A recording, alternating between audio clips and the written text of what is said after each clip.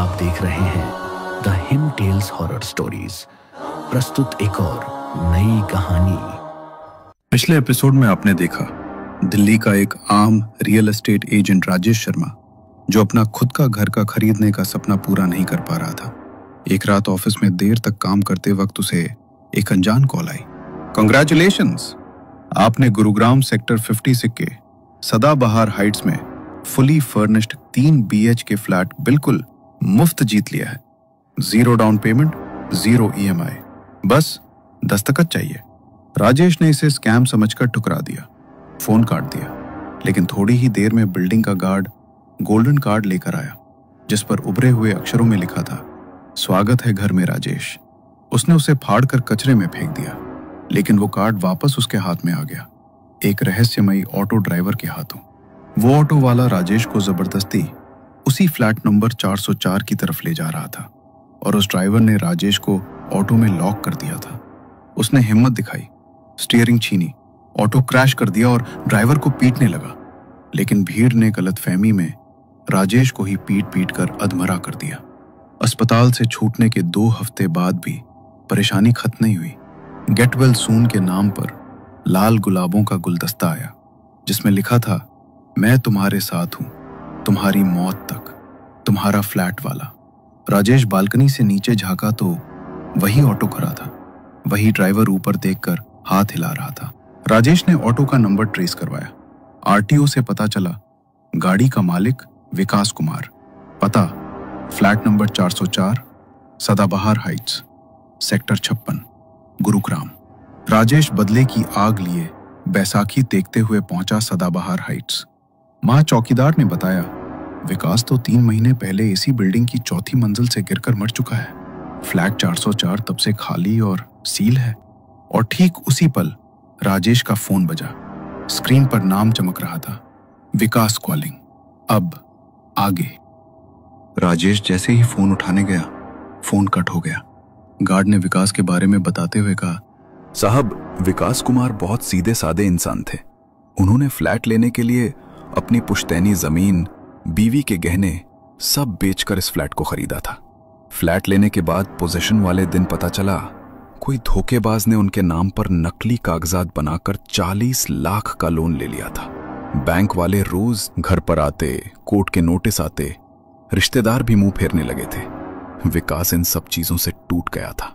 एक रात फ्लैट 404 में ही उसने पंखे से लटक कर जान दे दी। उसकी बीवी ने बच्चों को खाने में जहर मिला दिया, फिर खुद भी खा लिया। एक ही रात में पूरा परिवार खत्म।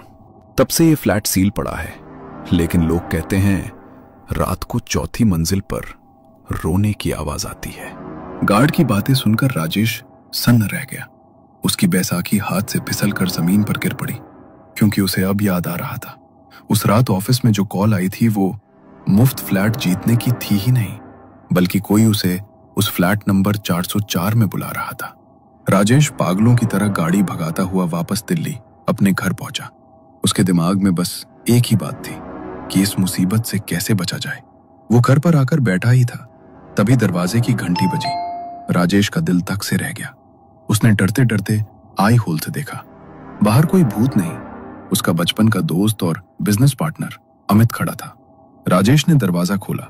अरे भाई राजेश, क्या शेर की तरह मौत को चकमा दे के आया तू। वेलकम बैक यार। बस यार, दुआओं का असर है। तू बता कैसा है? मैं तो बहुत बढ़िया हूँ भाई, और तेरे लिए खुशखबरी लाया हूँ। क्या? कैसी खुशखबरी? जल्दी बोलना, सस्पेंस मत बना। वो सब बाद में बताता हूँ यार, पहले 120 छुट्टे दे दे। नीचे ऑटो वाला खड़ा है, मैंने कहा था रुक अभी आता हूँ, मेरे पास सिर्फ 500 की नोट है। राजेश ने रुद्र को आवाज लगाई। रुद्र बेटा, जरा नीचे जाके ऑटो वाले अंकल को पैसे दे आओ। रुद्र ने पैसे लिए और लिफ्ट की तरफ भागा। राजेश और अमित सोफे पर बैठे चाय पीने लगे। अमित ने एक मोटा लिफाफा निकाला और राजेश की गोद में रख दिया। तेरी 20 लाख की पेमेंट, डील फाइनल हो गई। ठीक उसी पल राजेश का फोन बजा। स्क्रीन पर नाम चमक रहा था, विकास। राजेश का चेहरा एकदम सफेद पड़ गया। उसने कांपते हाथों से कॉल रिसीव किया। हेलो। पैसे मिल गए ना राजेश? चल अब हिसाब बराबर करते हैं। कौन बोल रहा है? तेरा बेटा रुद्र अभी अभी मेरे पास आया है। बहुत प्यारा बच्चा है, राजेश का दिल जोर से धड़का। उसका गिलास हाथ से फिसलकर फर्श पर गिर गया। मेरे बेटे को कुछ मत करना, जो कहोगे करूंगा मैं। राजेश बैसाखी टेकते लड़खड़ाते हुए बालकनी की तरफ भागा। रेलिंग से नीचे झांका। सड़क सूनी थी, न कोई ऑटो था, न अमित का कोई इंतजार कर रहा था, और ना ही रुद्र कहीं दिख रहा था। रुद्र, रुद्र, बेटा कहाँ है तू? फोन पर वही आवाज फिर गूंजी। रुद्र बहुत प्यार करता है ना तुझसे, अब उसे दूसरी दुनिया भेजने वाला हूं मैं। बचाना है तो सिर्फ एक तरीका है। क्या? बोल ना, तू जो बोलेगा वो करूंगा मैं, सिर्फ मेरे बच्चे को छोड़ दे। सौदा साफ है, एक जान के बदले एक जान। तेरे सोफे पर तेरा दोस्त अमित बैठा है ना, उसे मार डाल अभी, इसी वक्त। अगले 2 मिनट में अगर अमित की सांसें नहीं रुकी तो रुद्र की लाश तेरी गोद में होगी। राजेश का दिमाग पूरी तरह सुन्न पड़ चुका था। बेटे को बचाने के लिए वो अब इंसान नहीं, सिर्फ एक पागल बाप था। वो लंगड़ाता हुआ कमरे में वापस आया। अमित अभी भी सोफे पर बैठा था, फोन में कुछ टाइप कर रहा था। उसने सिर उठाया। अरे राजेश भाई, पानी लाया कि नहीं? गला सूखा जा रहा है यार। राजेश ने जवाब नहीं दिया। उसकी नजर पास पड़े लैपटॉप के चार्जर पर गई। उसने चार्जर का वायर निकला और हाथ में लपेट लिया। उसकी आंखों में अब दोस्ती नहीं थी, सिर्फ एक बाप का खून था। वो चुपचाप अमित के पीछे पहुंचा और अगले ही पल वायर अमित के गले में डालकर दोनों हाथों से पूरी ताकत लगा दी। राजेश, रुक, तू ये क्या कर रहा है? सांस नहीं ले पा रहा, छोड़ दे। राजेश, क्यों मार रहा है मुझे? अमित तड़पा। उसने राजेश के हाथ नोचे, सोफे पर लाते मारी। उसकी आंखें बाहर निकल आईं। राजेश रो रहा था, लेकिन पकड़ और सख्त होती गई। थोड़ी ही देर में अमित निढाल होकर सोफे पर ही गिर पड़ा। माफ कर दे अमित, माफ कर दे। मुझे रुद्र को बचाना है, मुझे रुद्र को बचाना है। विकास, मैंने मार दिया अमित को, मैंने मार डाला मेरे जिगरी यार को। अब तो मेरे बेटे को छोड़ दे, छोड़ दे रुद्र को। तभी किचन का दरवाजा धीरे से खुला। राजेश ने सिर उठाया। किचन में रुद्र खड़ा था, हाथ में पानी की बोतल लिए, बिल्कुल सही सलामत। राजेश सन्न रह गया। रुद्र ऑटो वाले को पैसे देकर कब का आ भी चुका था। तभी राजेश को समझ आया कि यह सिर्फ एक छलावा था। गुनाह चाहे कितना भी पुराना क्यों ना हो, उसका साया कभी साथ नहीं छोड़ता। हम अक्सर सोचते हैं कि अगर कोई देख नहीं रहा तो हम बच गए, लेकिन हमारी अपनी रूह सब देख रही होती है, और जब वो गवाही देती है तो इंसान को पागल कर देती है। मैं हूं अमोल, और ये कहानी है दिल्ली के 2 दोस्तों, राजेश और अमित की, जिन्होंने दौलत तो बहुत कमाई, लेकिन उस दौलत में कफन की महक थी। दोस्तों, अब तक की कहानी अगर आपको अच्छी लगी हो तो प्लीज लाइक, शेयर और सब्सक्राइब जरूर करिए। बेल नोटिफिकेशन आइकन पर क्लिक करना ना भूलिए। तो चलिए जानते हैं कि उस ऑटो वाला विकास राजेश के पीछे क्यों पड़ा था, क्यों उसने अमित का खून विकास के हाथों करवाया। राजेश ने सारी हकीकत रुद्र और उसकी पत्नी प्रिया को बताई। उन्होंने अमित की लाश को ठिकाने लगाने का प्लान बनाया। रात 11 बज चुके थे। सड़क पर एक भी गाड़ी नहीं थी। राजेश और प्रिया कार से नीचे उतरे और डिक्की खोली। राजेश, जल्दी करो, किसी ने देख लिया तो सब खत्म। राजेश ने डिक्की बंद की। धराओ। दोनों ने मिलकर लाश को उठाया। पैर लड़खड़ा रहे थे। वो लोग एक पुराने कंस्ट्रक्शन वाले गड्ढे तक पहुंचे। यहीं डालो, नीचे। मुझे मजबूर किया गया था प्रिया, मैं नहीं चाहता था ये सब। राजेश, कृपा करके चुप हो जाओ अब, पहले इस लाश को ठिकाने लगाते हैं। लाश गड्ढे में गिरी। धम की आवाज हुई। राजेश फावड़े से मिट्टी डालने लगा। उसकी आंखों से आंसू टपक रहे थे। रुक, सुना तुमने? क्या? कोई रो रहा है। कुछ नहीं है, बस तुम्हारे मन का वहम है। गड्ढा भर चुका था। मिट्टी ताजा थी, फिर भी ऊपर से एकदम सपाट, जैसे जमीन ने अपना मुंह बंद कर लिया हो। हवा में मिट्टी की सौंधी गंध थी और कहीं दूर कोई कुत्तों की भौंकने की आवाज आ रही थी। 20 मिनट के बाद जब प्रिया ने बाहर देखा, उसकी आंखें फैल गईं। राजेश, हम फिर सेक्टर 56 कैसे आ गए? राजेश चौंक कर ब्रेक लगाता है। उसने तुरंत मोबाइल में मैप्स खोला। जीपीएस बिल्कुल ठीक चल रहा था, नेटवर्क फुल था और रूट साफ दिख रहा था। लेकिन अजीब बात यह थी कि वो लोग जैसे ही रास्ता बदलते, जीपीएस की नीली लाइन अपने आप मुड़कर उन्हें फिर उसी दिशा में ले आती। सेक्टर 56, गुरुग्राम। राजेश, चल यहां से भाग। दोनों कार तक पहुंचे। इंजन पहले 2 बार खांसा, फिर जोर से दहाड़ा और स्टार्ट हो गया। हेडलाइट्स जली तो सड़क पर भाप सी उड़ती दिखाई दी। सूटकेस वे पहले ही पैक करके गाड़ी में रख चुके थे। प्रिया आगे वाली सीट पर बैठी थी।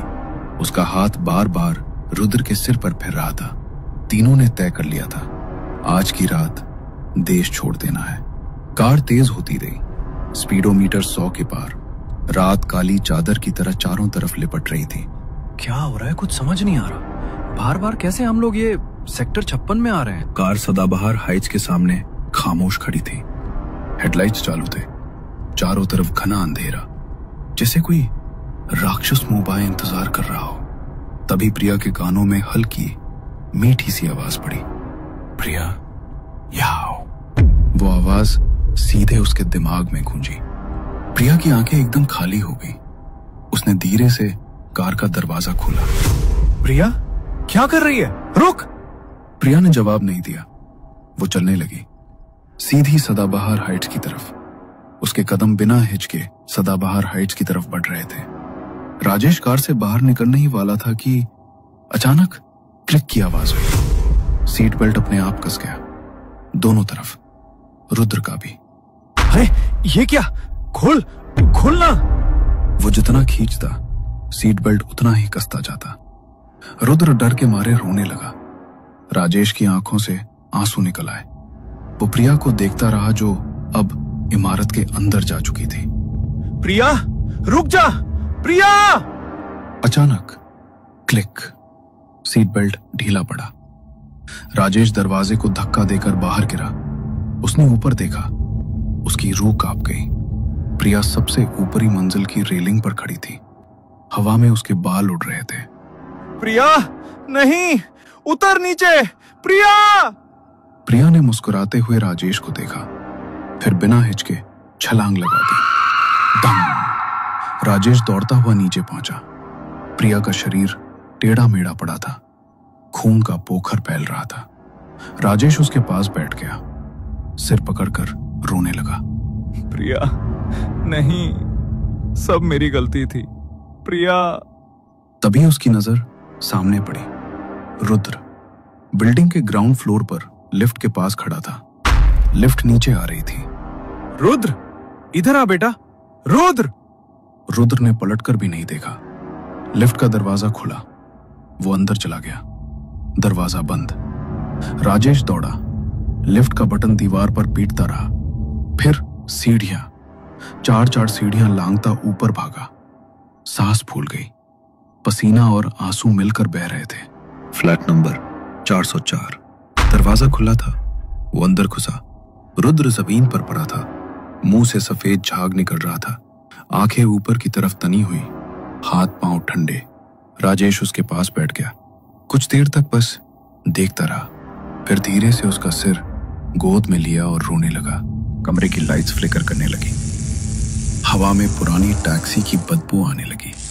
दीवार पर साया बढ़ा और सामने खड़ा हो गया विकास। वही फीकी खाकी यूनिफॉर्म और आंखों में जलती हुई नफरत। कुछ याद आया राजेश? करीब 1 साल पहले, देर रात का ऑफिस। बाहर बारिश की बूंदें खिड़की पीट रही थी। टेबल पर 2 ठंडी कॉफी के मग और लैपटॉप लेकर राजेश और अमित बैठे थे। राजेश, सुन ना, वो विकास कुमार जो रोज ऑटो खड़ा करता है साइट के बाहर, बिल्कुल सीधा साधा कमारा, कागज वागज कुछ नहीं समझता। अभी अभी उसने फ्लैट बुक किया है, पोजीशन भी नहीं मिला, टाइम एकदम परफेक्ट है। हाँ, मैंने देखा है, रोज सुबह शाम वहीं खड़ा रहता है। पैसे तो उसने जमा कर ही लिए होंगे, कम से कम 35-40 लाख तो होंगे ही। बस वही तो बात है।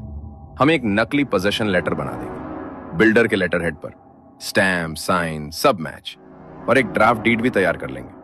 पता वही लिखेंगे, फ्लैट 404 सदाबहार हाइट्स। लेकिन यार, अगर कहीं पकड़े गए तो? अरे पकड़ा कौन जाएगा? विकास को तो पता भी नहीं चलेगा कि उसके नाम पे कुछ हुआ है।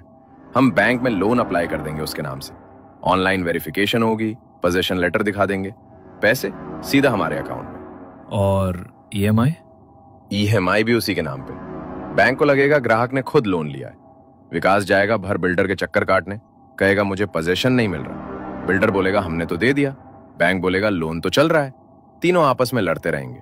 वो बेचारा कुछ समझ ही नहीं पाएगा। मतलब हम 40 लाख साफ ले लेंगे और वो बंदा EMI भरता रहेगा, या भर नहीं पाया तो रिकवरी वाले उसके घर पहुंच जाएंगे।